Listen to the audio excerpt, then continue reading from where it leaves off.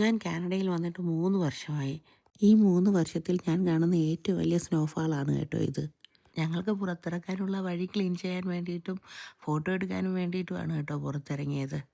Vishnu cleaning start ചെയ്തു. നന്ദൂസ് സ്നോയിൽ കളി start ചെയ്തു കേട്ടോ. ദേവൂട്ടിക്ക് കളിക്കണമെന്നുണ്ട്, പക്ഷേ എന്താ കൈ തണുക്കുന്നു. കാരണം എൻ്റെ കുട്ടിക്ക് ഗ്ലൗസ് ഇട്ട് കൊടുത്താൽ അത് ഇടാൻ ഇഷ്ടമില്ല. കുറച്ചു നേരം പുറത്തു നിന്നതിന് ശേഷം നന്ദൂസും ദേവൂട്ടിയും അകത്തേക്ക് കയറിപ്പോയി കേട്ടോ.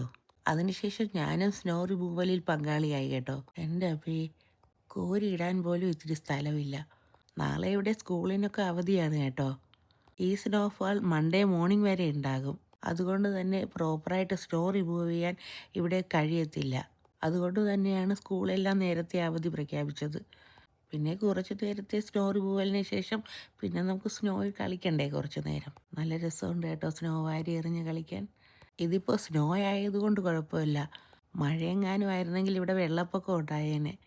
വീഡിയോയിലൊക്കെ കാണും പോലെ സ്നോയിലൊന്ന് വീണ് നോക്കിയതാണ് കേട്ടോ.